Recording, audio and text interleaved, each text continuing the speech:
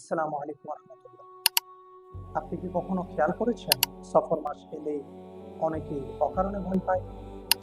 কেউ কেউ এই মাসে বিয়ে শাদী করতে চান না, আবার কেউ নতুন কোনো ব্যবসা বাণিজ্য বা সফর শুরু করতে চান না।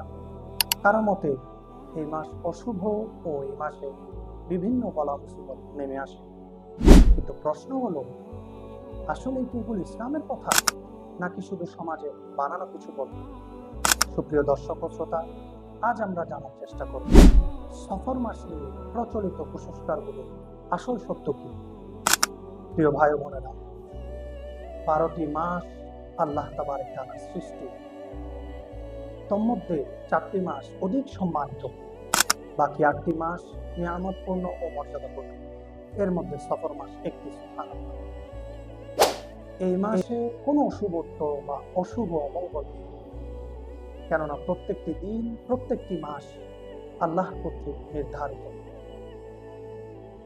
সফর মাস ইসলামী ঐতিহ্যের ও গৌরবের এক উজ্জ্বল দৃষ্টান্ত, কেননা এই মাসে হযরত খালিদ বিন ওয়ালিদ রাদিয়াল্লাহু তাআলা, হযরত আমর ইবনে আল-আস রাদিয়াল্লাহু তাআলার মতো বিখ্যাত প্রখ্যাত সাহাবী ইসলাম কবুল করেছেন। খাইবার বিজয় সফর মাসে হয়েছে। এভাবে আরো অনেক ঐতিহ্য ও গৌরবময় ইতিহাস সফর মাসের সাথে জড়িত। বিয়ে শাদীর ব্যর্থতা বা সফলতা, ব্যবসা বাণিজ্যের সফলতা বা ব্যর্থতা, বালা মুসিবত, এই সব কিছু আল্লাহ কর্তৃক লিখিত, নির্ধারিত। এটি কোনো মাস ও দিনের সাথে সংযুক্ত নয়, এটি কোরআন হাদিসের ফয়সালা। আল্লাহ তাবারক তাআলা এই বিষয়ে পবিত্র কোরআনুল কারীমে ইরশাদ করছেন, কুল লা ইউসিবানা ইল্লা মা কাতাবাল্লাহু লানা। অর্থাৎ, হে রাসূল সাল্লাল্লাহু আলাইহি ওয়াসাল্লাম, আপনি বলে দিন, আল্লাহ তাবারক তাআলা নির্দেশ ব্যতীত, আল্লাহ তাবারক তাআলা যা নির্ধারণ করে দিয়েছেন তা ব্যতীত কোনো বিপদই আমাদের উপর আসবে না। অন্যত্র আল্লাহ তাবারক তাআলা ইরশাদ করেন, বিসমিল্লাহির রহমানির রহিম, মা আসাবা মিন মুসিবাতিন ইল্লা বিইজনিল্লাহ। অর্থাৎ, আল্লাহ তাবারক তাআলার হুকুম বা নির্দেশ ব্যতীত কোনো বিপদই আপতিত হয় না বা আসে না।